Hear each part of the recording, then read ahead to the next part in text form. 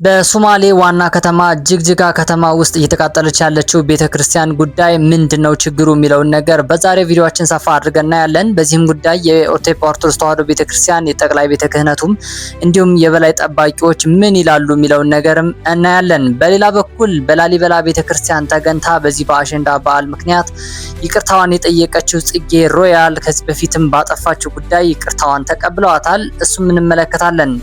እንዲሁም የአባቶች ትምህርቶችና ሌሎች ርዕሰ ጉዳዮችም እንደተጠበቁ ናቸው። ሰላም እንደምን አላችሁ ውድ ተመልካቾቻችን። በዛሬው ቪዲዮአችን እንግዲህ ሰሞኑን እጅግ በጣም መነጋገሪያ የሆኑና አስተማሪ የሆኑ ርዕሰ ጉዳዮችን ሰብሰብ አድርጌ እንደተለመደው መጥቻለሁ። ታዲያ እነዚህ ጉዳዮችን ሀሳብና አስተያየት ይፈልጋሉ። የኔም ሀሳቤና አስተያየቴን እሰጣለሁ። የእናንተም ሀሳብና አስተያየት በኮሜንት ማሳረፋችሁን እንዳይረሳ እያልኳችሁ አሁን በቀጥታ ቀዳሚ ወደ ሆነው ቪዲዮአችን እናመራለን። ከሰሞኑ እጅግ በጣም አስደንጋጭ የሆኑ መረጃዎች ይወጡ ይገኛሉ። እንግዲህ በደቡብ ምስራቅ ኢትዮጵያ አቅጣጫ በሶማሌ ጅግጅጋ ከተማ ላይ የኢትዮጵያ ኦርቶዶክስ ተዋሕዶ ቤተክርስቲያን የመድኃኔዓለም ቤተክርስቲያን እንግዲህ እየተቃጠለ የሚያሳይ አንድ ቪዲዮ ወጥቶ ነበረ። በዚህም ጉዳይ እንግዲህ በጣም የተለያዩ ሀሳቦች እየተሰጡ ይገኛሉ። ለቅድሚያ ቪዲዮ እንመልከተውና እንቀጥላለን። በጅጅጋ ከተማ ምንድነው የተከሰተው? የደረሰኝ መረጃ እንደሚያመለክተው በሶማሌ ክልል ጅጅጋ ከተማ የሚገኘው የመድኃኔዓለም መቃኞ ቤተክርስቲያን በትናንትናው ዕለት በአሳዛኝ ሁኔታ በግብረ ኃይል መፍረሱ ታውቋል። ምዕመናኑ የቦታ ጥያቄ አቅርበው ለዓመታት ክትትል ሲያደርጉ ቢቆዩም ሕጋዊ ምላሽ ከመስጠት ይልቅ ህንፃው እንዲፈርስ ተደርጓል። የሶማሌ ሀገረ ስብከት ድርጊቱን የሚያሳይ ቪዲዮ በገጹ ላይ በመልቀቅ የክልሉ መንግስት በአስቸኳይ ሕግ እንዲያስከብር ጥሪ አቅርቧል።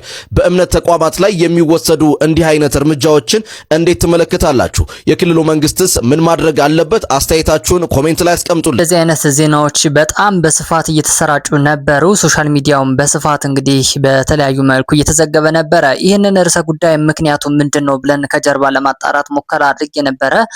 አንዳንድ ጉዳዮች የሚያሳዩት እንግዲህ ቤተክርስቲያኑ ቀደም ብሎ የተተከለ ቢሆንም ነገር ግን ከመሬት ይዞታና በመንግስት እውቅና ያልተሰጠው በመሆኑ በዚህም ጉዳይ እንግዲህ ምክንያት አድርገው እንዳፈረሱትና የመንግስት ኃይሎች በግብረ ኃይል ተደራጅተው እንዳፈረሱት ነው እንግዲህ አብዛኞቹ መረጃዎች ይወጡ የሚገኙት።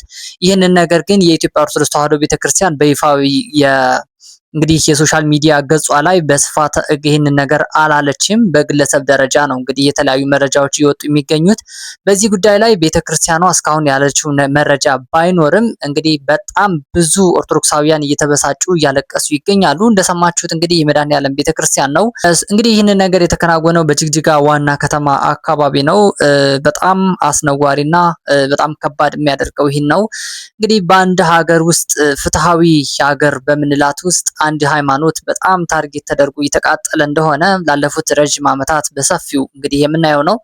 በተለይ የኢትዮጵያ ኦርቶዶክስ ተዋሕዶ ቤተክርስቲያን በዚህ ጉዳይ ላይ እጅግ በጣም ተጠቂ ቤተ እምነት ሆናለች። በሰሜኑ ኢትዮጵያ የሀገራችን ክፍል በጦርነቱ ሳቢያ በጣም ብዙ ቤተክርስቲያኖች እየተቃጠሉ እየወደሙ ይገኛሉ። በጦር መሳሪያ ከፍተኛ የሆነ ውድመት እያጋጠማቸው ነው የሚገኘው።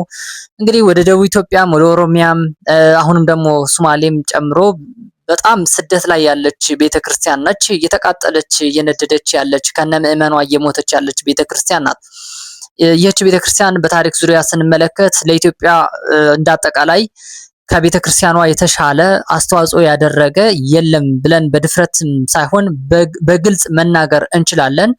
ምክንያቱም የኢትዮጵያ ኦርቶዶክስ ተዋሕዶ ቤተክርስቲያን እችን ሀገር በማድረግ ደረጃ የመጀመሪያ ድርሻ የተወጣች በጣም ትልቅ ቤተክርስቲያን ነች። ስለዚህ ኢቨን ታሪካችን የኢትዮጵያ ታሪክ ራሱ ካለ ቤተክርስቲያኗ ታሪክ ሀገር የማይሻገር ባህር የማያቋርጥ ታሪክ እንዳለን ግን ማሳወቅ ፈልጋለሁ። እና በአጠቃላይ ቤተክርስቲያኗ በዚህ በስደት ላይ ነው የምትገኘው። እጅግ በጣም የሚያሳዝን ጉዳይ ነው። በዚህ ጉዳይ እንግዲህ የተለያዩ ሀሳቦች እየተነሱ ነበረ። ብዙ ሰዎችም ቅሬታቸውን እንባቸውን ጭምር እያፈሰሱ ነበር። ለማንኛውም እግዚአብሔር ይቅር ይበለን። መንግስትም ካለ በዚህ ጉዳይ ላይ እጁ ሊያስገባ ይገባል እየተባለ ይገኛል። እስኪ የእናንተ ሀሳብና አስተያየትም በዚህ ጉዳይ ላይ ምን ይመስላል? ወደ ሌላ ቪዲዮ እንሻገር። ወደ ሌላ ቪዲዮአችን ስናመራ ከሰሞኑ እጅግ በጣም በሚገርም ሁኔታ ጽጌ ሮያል ላሊበላ ተገንታ እንግዲህ በቅዱስ ቦታ በላሊበላ እንግዲህ የላሊበላን ሕዝብና አጠቃላይ የኢትዮጵያ ኦርቶዶክስ ተዋሕዶ ቤተክርስቲያንን ይቅርታ አድርጉልኝ ብላ እግዚአብሔርም ይቅር እንዲለኝ ብላ እንግዲህ ተማጽናለች። ይህንን ነገር ምንድነው እንመልከተው። ኢትዮጵያ ሕዝብ እንዲሁም ደግሞ ኦርቶዶክስ አማኞች እንዴት ናችሁ? ሁላችሁም የኢትዮጵያ ሕዝብ ከዚህ በፊት የሰራኋቸው ስህተቶች አሉ። ስህተቱንም ለማረም ይቅርታ ጠይቄ ነበር ከዚህ በፊት። ያ ነገር በቂ ሆኖ ስላላገኘሁት በቅዱስ ላሊበላ ቦታው ድረስ በመገኘት ከአባቶች ምክር በመቀበል እንዲሁም ደግሞ ከቅዱስ ላሊበላ ወጣቶች የተለያዩ መረጃዎችን በማግኘት የሰራሁት ስራ ትክክል እንዳልሆነ ደጋግሜ ማሳወቅ ፈልጋለሁ። እንዲሁም ደግሞ ለቅዱስ ላሊበላ የሚተረከው ትርፍ ፍጹም ከቅዱስ ላሊበላ ጋር ያገናኘው ነገር እንደሌለ ማሳወቅ ፈልጋለሁ። አሁን የተጣላሁት ከማንም ጋር አይደለም፣ ከህዝብ ጋርም አይደለም የተጣላሁት፣ ከእግዚአብሔር ጋር መጣላቴን አውቄያለሁ እና እግዚአብሔር ይቅር እንዲለኝ የኢትዮጵያ ህዝብና እንዲሁም ደግሞ የኦርቶዶክስ ተዋህዶ አማኞች እንዲሁም ደግሞ የቅዱስ ላሊበላ ወዳጆች ሁላችሁም የሰራሁት ስህተት ነው፣ ከስህተትም በላይ ነው። እናንተ ደግሞ ይቅር በሉ። በዚህ መልኩ ይቅርታዋን ጠይቃለች። በጣም የሚያስደንቅ ነገር ነው። ነገርየው እንቀጥላለን። ለዚህ ይቅርታ ያበቃት ነገር ምንድነው? ከዚህ በፊት የማታስታውሱ ሰዎች ካላችሁ ሶሻል ሚዲያ ላይ አንድ ቪዲዮ ለቃ ነበረ። በላሊበላ ጉዳይ ላይ ትንሽ የሚሳለቅ አይነት ነገር፣ ታሪካዊ አውዱን ያልጠበቀ ቪዲዮ ሰርታ ነበረ። ያ ቪዲዮ ትንሽ ላስታውሳችሁ።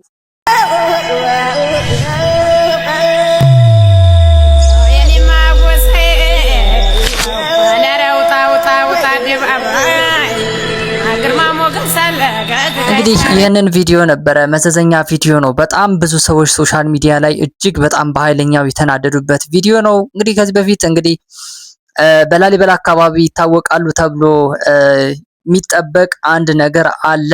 ይህንን ደግሞ የሆነ በአጠቃላይ እንግዲህ ጥሩ ስሬት ጥሩ አለባበስ ለብሰው በልመና የተሰማሩ ህዝቦች አሉ፣ አባመላ ነው ምናምን የሚባሉት።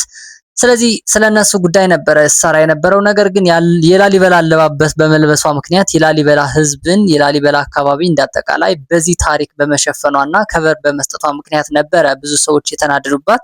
ሰው በአጠቃላይ በዚህ ጉዳይ ላይ እንግዲህ ሶሻል ሚዲያም ላይ መታ ይቅርታ ጠይቃ ነበረ። ያን ጊዜም ቃል ገብታለን ነበረ ማለት ነው። ላሊበላ ድረስ ሂጄ እሱን ባህሉን በሚመጥን መልኩ ቤተክርስቲያኑን በሚያከብርና እግዚአብሔርን ከፍ በሚያደርግ መልኩ ይቅርታ ጠይቃለሁ፣ ለዚህም ጊዜውን ጠብቃለሁ፣ እግዚአብሔር ጊዜ ይስጠኝ ብላ ነበረ።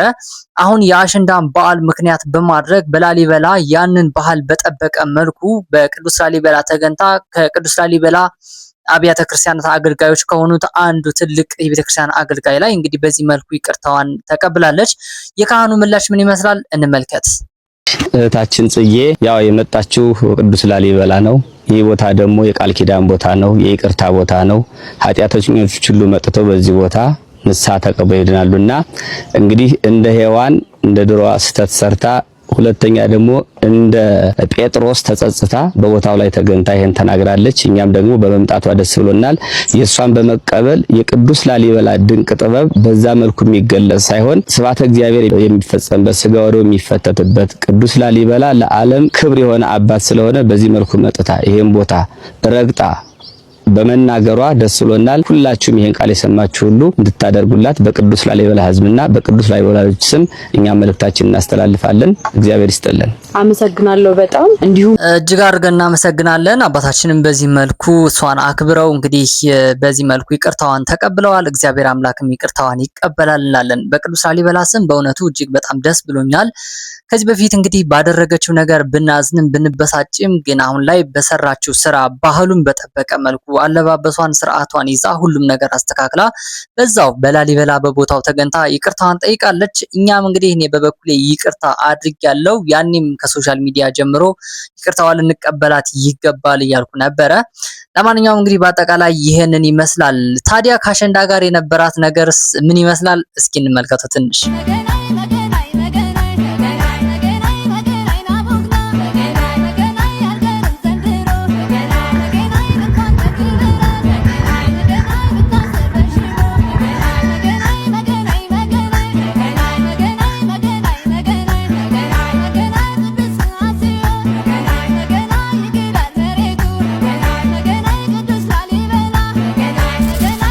እንግዲህ ይህንን ይመስላል የአሸንዳ በዓል አከባበር በላሊበላ በጣም በስፋት ይከበራል። እንግዲህ ከዛ ጋር ተያይዛ በደንብ እንደ ላሊበላዎቹ ተሰርታ ቀሚሷን ለብሳ ነው የተገኘችው።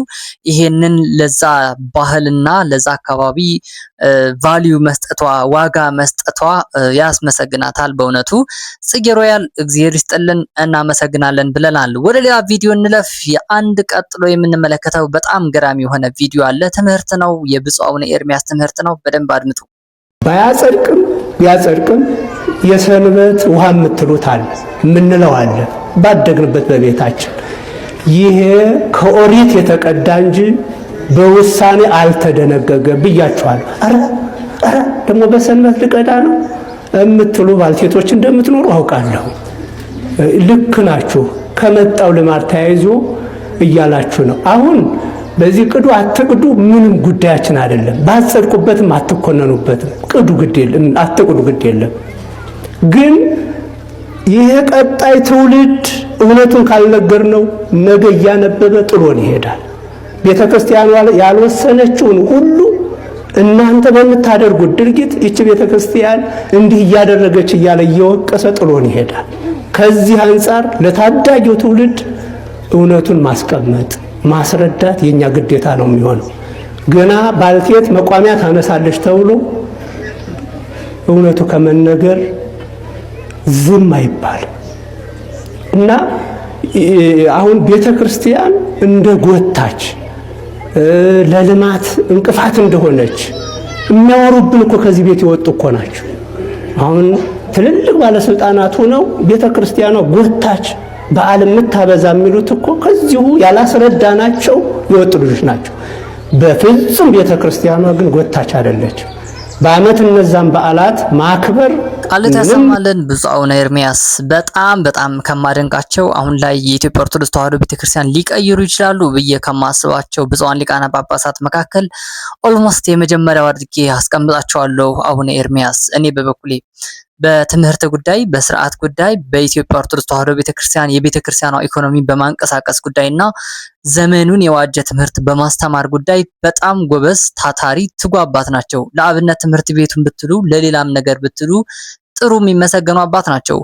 አሁን ካነሱት ሐሳብ አንድ ነገር ላንሳ። በተለይ ይሄ ከኦሪት ጋር ተያይዞ የመጣብን አንድ ስርዓቶች አሉ። በተለይ በልምድ የሚተላለፉ ስርዓቶች፣ መጽሐፍ ቅዱስ ያላነበቡ እናቶች፣ መጽሐፍ ቅዱስ ያላዩ አባቶች የሚናገሯቸው ነገሮች አሉ። ከኦሪቱ ሕግ የመጡ አሁን በሐዲስ ኪዳን ተቀባይነት የሌላቸው እንደ ትልቅ ቫልዩ የሚሰጣቸው ማለት ነው።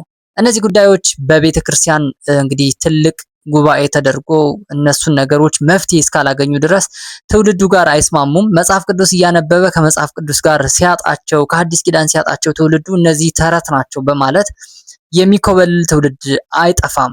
እነዛ ደግሞ አይ ህጋችን ስርዓታችን ነው በማለት ደግሞ ያው መቋሚያቸው ማንሳታቸው የማይቀር ጉዳይ ነው። በአጠቃላይ ግን ይሄንን ነገር መፍትሄ ሊኖረው ይገባል። በትክክል ነው ማስተማር አለብን።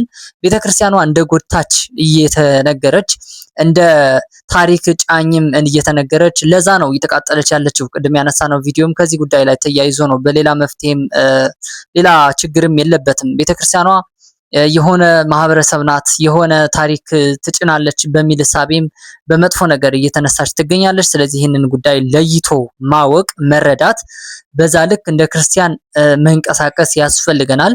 ከብፁዕ አባታችን ጎን ሆነን ተሰልፈን ትውልዱን ማዳንም የኛም ድርሻ ነው። ወደ ሌላ ቪዲዮአችን ስናልፍ እንግዲህ ወደ ማህበራዊ ቪዲዮቻችን እናልፋለን። ከሰሞኑ እጅግ በጣም አነጋጋሪ የነበረው የሴዶ ፋይተሩ ሴዶ ንግግር ነው። እስኪ እንስማ። ይሄ መልእክት ለኢትዮጵያ ሕዝብ ነው። እኔ ውድድሩ የቀረው 4 ቀን ነው፣ ግን እኔ አልወዳደርም። በቃ መወዳደር አልችልም። እኔ ለምን እንቁላሉን እኔ አስጠይቄያለሁ፣ በሃይማኖት ማስጠይቄያለሁ። ሲህር ነው፣ ድግም ተሰርቶበታል፣ መተት ተሰርቶበታል ተብያለሁ። በእንደዚህ አይነት ነገር ደግሞ እኔ አልጫወትም። ስለዚህ የኢትዮጵያ ሕዝብ ትኬት የገዛችሁ ለውድድሩን ስፖንሰር ያደረጋችሁ ምናምን እኔ አልጫወትም ማለት ነው። ድግም ሰርቶ ነው። ከዚህ በፊትም ንቃተ ህሊናን በእንቁላሉ ከመታው በኋላ ነው በቃ ልጁ ከዛ በኋላ የጀዘበው ማለት ነው። ስለዚህ እኔ ውድድር አልወዳደርም። ትኬት የገዛችሁም ሰዎች በቃ ወይም ሌላ ተደባዳቢ ከውጭ አምጡልኝ፣ ሐሙስ ሌላ ከመጣችሁልኝ እገባለሁ። ግን ከዚህ ሰውዬ ከመተታም ሰውዬ ጋር አልገባም። በቃ ከዚህ ከበቀሉ ጋር አልገባም። ይኸው ቲሸርታችሁን ውሰዱ፣ አልፈልግም። ሰጥቶ ነበረ። ከዚህ በፊት እንደምታስታውሱት እንግዲህ ከጆኒ ወይም ደግሞ ከዮሐንስ ጋራ ፋይት ያደርጋሉ ተብሎ በስፋት ይጠበቅ ነበረ። የተለያዩ ሰዎችም እንግዲህ ትኬት በጣም በውድ ዋጋ ለዛውም እየገዙ ነበረ። ታዲያ እንደምታስታውሱት ከዚህ በፊት አንድ ፋይት ነበረ እንግዲህ በንቃተ ህሊናና በጆኒ የተከናወነ ማለት ነው። እና የመጀመሪያ የሳይኮሎጂ ጫና የሚደረግበት ቀን ላይ በእንቁላል መቶት ነበረ። ንቃተ ህሊና እንቁላል ተመቶ ነበረ። ከዛም ፋይት ሲያደርጉ ንቃተ ህሊና ተሸነፈ ማለት ነው። እና ይህችን ይዞ ነው እንግዲህ እንቁላሉ መተት ተደርጎበታል። በቤተክርስቲያንም ሰዎች አስጠይቂያለሁ፣ በሃይማኖት ሰዎችም አስጠይቂያለሁ። ስለዚህ መተት አለበት። በዚህም ጉዳይ እኔ ከሱ ጋር ፋይት ማድረግ አልፈልግም ወይም ግጥሚያውን ማድረግ አልፈልግም የሚል ንግግር የተናገረው። ይሄንን ነገር ወደ ሌላ ነገር ለጥጠው በጣም ከባድ ወደሆነ ነገር የወሰዱት ሰዎች አሉ። እንደ መዝናኛም አድርገው የቆጠሩት ሰዎችም አሉ። ነገር ግን በጣም ከገረመኝ ነገሮች አንዱ በተለይ በስም ማጥፋት ወንጀል ያስከስሳል። ይህንን ደግሞ እስከ 1 ዓመት ቀላል እስራት ሊያሳስርህ ይችላል፣ የገንዘብ መቀጮም ሊያደርግብህ ይችላል ብለው የህግ ባለሙያዎች ሲሰጡ ሀሳብና አስተያየት ሲሰጡ አይቼ ነበረ። ይሄንን በጣም ገርሞኛል። ለማንኛውም ግን እንደ ሴዶ የኢትዮጵያን ህዝብ የቀለደበት የተጫወተበት ያለ አይመስለኝም። እስኪ ቀጣዩ ያለው ቪዲዮ ሳሳያችሁ በደንብ ይገባችኋል። አበሻ እንቁላሉን አፍርሽ ልገባ ነው ለህዝብ ብዬ። ህዝቡ በጣም ጓጓ። በጣም እኔ እንደዚህ ትጓጓላችሁ ብዬ አልጠበቅኩም ነበር። ስለዚህ ለእናንተ ብዬ እንቁላሉን ከነንቁላሉ ከነኮተቱ አክሽፌ እገባለሁ ማለት ነው። ህዝቡ በምን ያህል ብዬ ተጨንቄ ነበር። ግን አዳራሽ.com ተዘጋጅቶላችኋል። በቀላሉ በአዳራሽ.com ሙሉ ዓለም በአዳራሽ.com ማየት ይችላል ማለት ነው። ትኬት ያለቀባችሁ ሰዎች በሱ ማየት ስለሚችሉ፣ ስለዚህ በቀሉ ቀንሽ ደረሰ። እዛው አፈርሽሻለሁ እንቁላሏም ትጠጣለች ማለት ነው። እዚሁ አክሽን ይጠጣሻል። ሰውዬው በጣም አደገኛ ነው። ባይዘው ሴዶ ሶሻል ሚዲያ ላይ በጣም ጎበዝ ነው። ፋይቲንግ ስፖርቱ ላይ ብቻ አይደለም፣ አቴንሽን የመያዝ ብቃቱ፣ ሶሻል ሚዲያውን የመቆጣጠር ብቃት በደንብ ነው የቻለበት። በደንብ ማለት ነው። በጣም በዛኛው ቪዲዮ ይገርማችኋል፣ እጅግ በጣም ቫይራል ነበረ ማለት ነው። እንዴት በዚህ ልክ ከጠንቋይ ከምን ጋር አገናኝተህ አንተን የመሰለ ዘመናዊነትን የምትከተል ስፖርትን የምትከተል ሰው እንዴት እንደዚህ ትላለህ የሚል በጣም ሰፊ የሆኑ ሀሳቦች እየተሰጡ ነበረ። ግን በአሁኑ ድጋሚ አፍርሶታል ማለት ነው። ድጋሚ ይገባለው ምናምን እና ዋናኛ ዓላማው የተደረገበት ትልቁ ነገር ሶሻል ሚዲያ አቴንሽን ለመያዝ ያደረገው ነገር መሆኑን አሁን ገብቶናል በደንብ። ለማንኛውም እንግዲህ ፋይቲንግ ይከናወናል ብለን እናስባለን። ያው አዘጋጆቹም ከጆን ጋር ፋይት ባታደርግም ከኛ ጋር የግዴታን ታደርጋታለህ እያሉ ሲፎክሩ ነበረ። ኤንዌይስ በአጠቃላይ የዛሬ ቪዲዮቻችን እነዚህን ይመስሉ ነበረ። አስተማሪዎች ናቸው ብላችሁ የምታስቡ ከሆነ ከፕሮፋይሉ አጠገብ ሰብስክራይብ የምትል በተን አለች። እሷን በመጫን ቤተሰብ ሁኑ። በማህበራዊና በመንፈሳዊ ጉዳዮችን ሰፊ የሆኑ ውይይቶች እናደርጋለን። የእናንተ ሀሳብና አስተያየትም እንፈልጋለን። የራሴም ሀሳቦች እጨምራለሁ ማለት ነው።